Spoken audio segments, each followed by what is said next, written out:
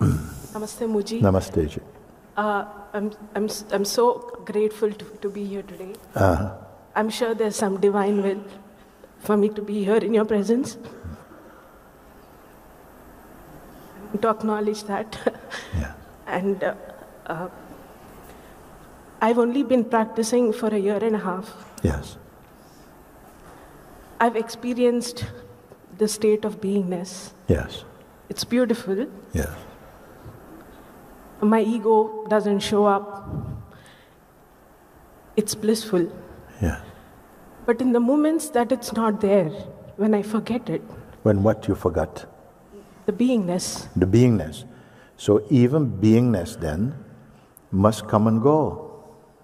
If you say when the beingness is here, there's so much joy, no ego is showing up. But when it is not there, so there must be something subtler than beingness also then. Take a moment. Even beingness. What is beingness? The sense of presence. The place of intuition. Beyond ego, that which witnesses ego and the world. Then you say, but when it is not there, is it that when the sense of beingness is not there, the mind come again, or what? yeah, Okay. I'm outside that frame of reference. I'm in the frame of my mind. Okay. Yeah, I'm in the frame of my mind. Yes. Then my ego shows up. Yes. All my idiosyncrasies show up. Yes.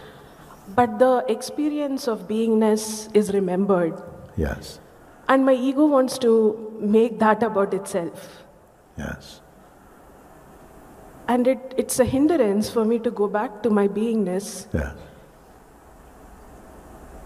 because I feel like I have to go back to that standard or something beautiful there. Okay, so let's do something. Mind is visible, ego visible, Yeah. and its world of personhood, of all of this is visible. It is perceivable. So let's leave that aside for a moment, which we can do. Leave it. It's okay. Leave it aside. And then they are watched from, let's say, from the place of beingness. They are observed, you see, from a place of kind of neutrality or something. Yeah. You may call it the sense of beingness. But you said something very interesting. You say, sometime when the beingness itself is not there, okay, then mind come. What about if mind is put aside, and even the sense of beingness, if it comes and goes, it must be phenomenal then. Yeah. Yes? Yeah. So let's put them over there.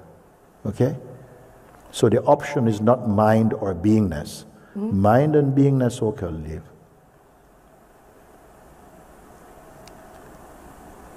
Don't invent a thought now.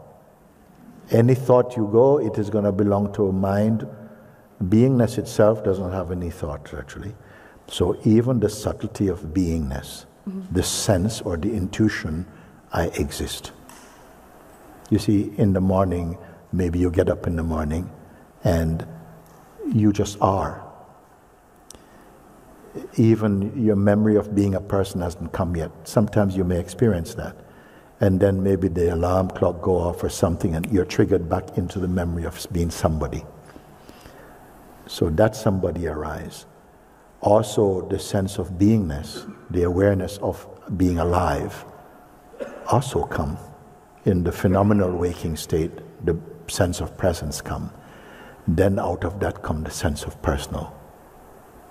Okay, just please, you can do.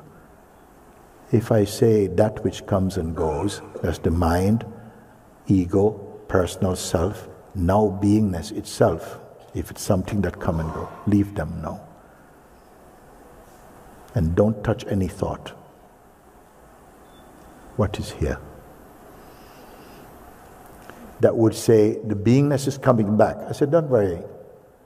The beingness, The sense of I am, I exist is itself phenomenal, more subtle than the mind, and most people don't even realize it. Nevertheless, it's there. So if the sense of a person fades or comes and goes out of focus, and then now the beingness that perceives the person is also ignored now. If it come and go, we don't want, is a tourist. Leave aside. Then what remain? And I'm not asking your mind for this question.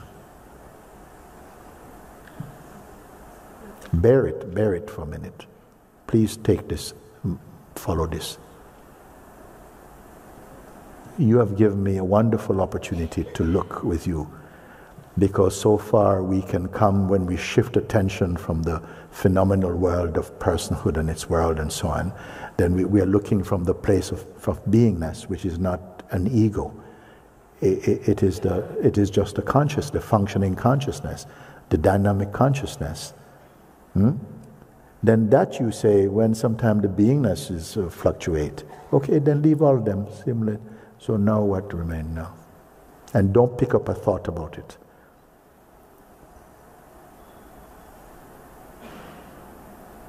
Do you exist? Only as nothing. Huh? Only as nothing. Only as nothing. Mm-hmm. Is that a derogatory description? I feel it. Huh? I do. No, it's a beautiful experience. Yeah, is it an experience even? Whose experience? Slow down. This is wonderful, we are having this talk. The sense of the person, the person's world, you may call it ego and so on, you have left aside for a moment because it's something observable. So attention has moved, and now the beingness is seeing that from the sense or the intuition, I exist, sees the mind. Then you say that I exist also is fluctuating, Babaji. Leave him also then. Leave them. Then what remain? And don't invent another concept. What remain? Don't put the word, only what is there, what is here then? Is it describable or definable? Just present. It's present. It's here. Did it come?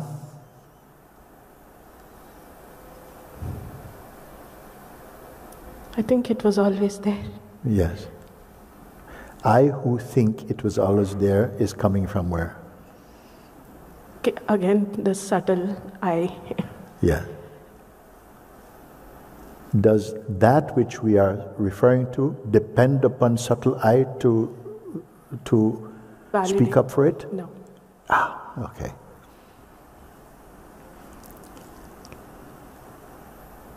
Lost. Even the sense of loss is merely a sensation believed in, I am lost. Maybe because the mind cannot explain this.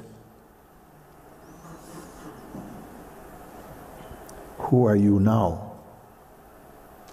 Is it valid? Have we gone too far?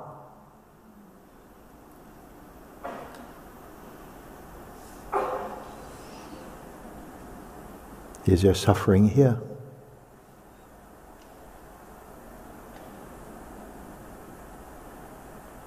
You use the term nothing. I'm nothing here.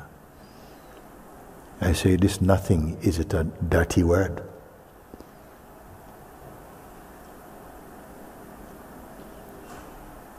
No thing. It's nothing, but still feels like everything. Yes. It's nothing, feels like everything. Is it having to control everything?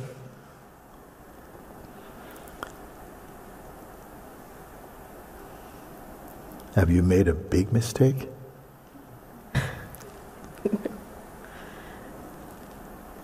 Confused? Not confused. But I want to know how to live. You want to know how to live? How to embody that, be in that space and live every day. Be in the space of my nothingness. Yes. And still go through everything in life without switching back to my Who's mind. speaking now? Who has to do that? Yeah. I want to meet the one who does nothing, who has to keep doing nothingness.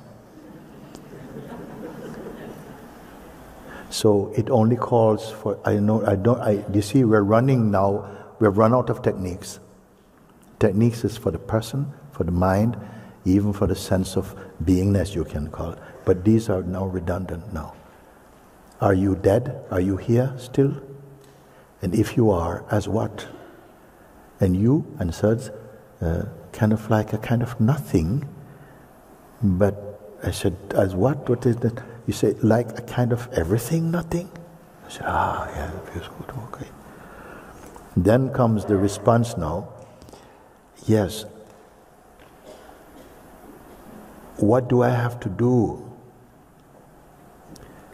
to embody this nothing? Where does this thought come from? It's from the ego. From ego. From mind, same thing. Can you bear it? Can you bear your own emptiness? That's why I ask, have we gone too far? We have actually left the room?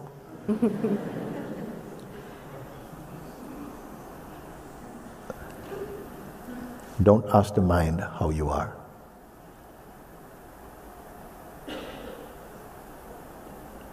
I just want to see, because there is some seemingly existential fear to go beyond the parameters of the apparent known. Let's surf in the realm of the knowable. We can compare and do and change and grow, but now beyond this also. Not beyond like over the rainbow, but beyond in terms of subtlety. Now language is not credible here. Language wants to create more concepts about it. But it's before concepts. Before even the intuition like to be, like I exist. Which means also I can also not exist. So earlier than that, I exist or I don't exist is meaningless to this. So the question comes, how can I embody this? Who is asking this question?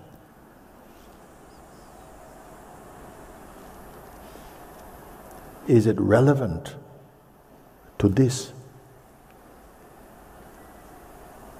Have we made a wrong turn? Oh, Babaji, what have you done to me?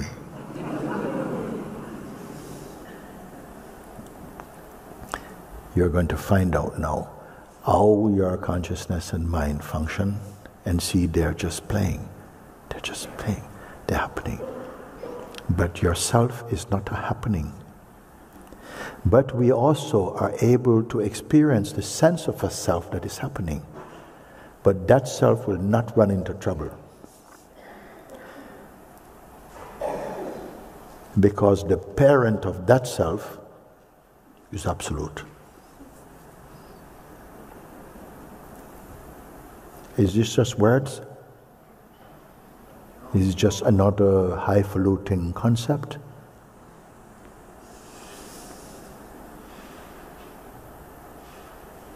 Have you made a mistake to come up to the microphone today? Yeah. So I think this will really help me in my practice to know what is the sense of I. Yes. And what is truly I, the beingness. Yes. I think that differentiation. Yes. And So just remind me, you are being what again? Being able, in my practice, being able to know. The one who practices, okay. Yeah. Okay, yes. And so the one who practices is also seen also, no? Yeah. It's subtle. I'm not throwing it away. But why you say practice is because at the moment, this discovery has not happened before, and it feels it's like someone's discovery. Yeah. And this someone is feeling like, whoa, I must not forget this. I must not forget this emptiness, nothingness. It's paradox, but it's very important. Now something needs to sit with that. The familiar sense of self must find its reference and say, okay, I must make use of this practice, which is good. Because if not, we slip back into the usual, oh, I'm having a bad day today, I don't know what I'm going to do, and my life is falling apart, and so on. I like that laughter, something like that. It is like the laughter that must have come from the child who saw the king was naked. You know that story? I didn't hear it as a child, I heard it as an adult actually. And yes, they say the king want a robe that is so amazing, the best, made out of the best material in the whole world. And so he asked the finest tailors, make this robe for me. No thing can compare with it. And so they start to try and stitch all kind of beautiful things. They got silk from China, they got this from that, they made. And the king said, no, it's not this, it's not this. So in the end, they thought about it and they thought, they're going to make a garment out of nothing. It's going to be so refined that nobody can see it. So they're going to work and they make this beautiful, well, I don't know if they thought it was beautiful, but they went to the king, they said, Your Majesty, this is nothing like this exists in the world, but we have done it. We have made the most incredible gown. There's nothing like it. The material is so fine, so refined, the senses cannot perceive it. The king goes, that's what I want.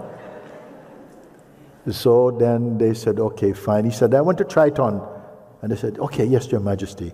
I want to wear it for my people today to see what an amazing thing. So they said, yes, Your Majesty. They played along. And then they said, okay, he said, I have to remove all his clothes because his clothes will interfere with the quality of the... So he took off everything, took everything off. And he says, okay, Your Majesty, put on, oh, this, that, and then they blow the trumpet. All the people, king walks out, and everybody's going, it is so wonderful, oh, it's great. And the Majesty is feeling very, very happy. And some little boy looked and said, the king is naked. I can see his willy and everything. And the father.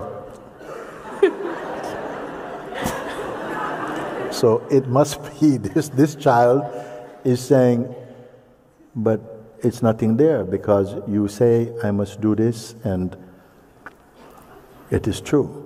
We have to, for a while, keep looking, verifying, and what happened is you cancel yourself out. The one who is trying to see and evaluate the limitless itself is limited, trying to evaluate the limitless. Have we gone too far? Have you gone too far? I think I've gone where I need to. Which is where? Just clarity on being able to differentiate that sense of I from the awareness. Because nevertheless, I say like that, let's look. This exercise that you spoke about, no? Who was speaking about the exercise? You speak about exercise. Just 2 days ago, before coming, we were preparing some of the sayings that come, and it was coming out like that. So they said, make it into something that everybody can have. So quickly, have a beautiful team. They did it so that you could read it now. So there is an exercise that must be done. Why? Because there's a reflex to keep going back to the reference of ourselves as person. And we have to acknowledge that. And to keep looking at that and seeing how that is created and look. And something just naturally cancels out the tangibility of this identity. Don't speak about it because people will give you trouble. This work you must do alone. You cannot don't go to a restaurant and share your friends about it. You alone came here. Maybe your family didn't come, so-and-so didn't come. You came alone. And you will solve this alone. Yes? Don't evaluate. Just stay put. And you'll see that you don't put a marker, a measure on beingness. As you move, somehow it just becomes more clear. And the mind energy, which is so overvalued, above even the sense of beingness, will subside into its natural birthplace to harmonize in beingness, so that mind and being become one. I can call it heart-mind. Thank you.